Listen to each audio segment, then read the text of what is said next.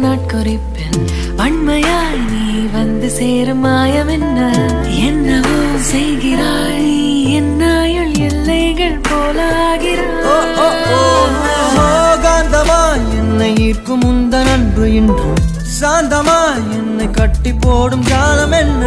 கேட்கிறேன் கூரடி பெண்மையே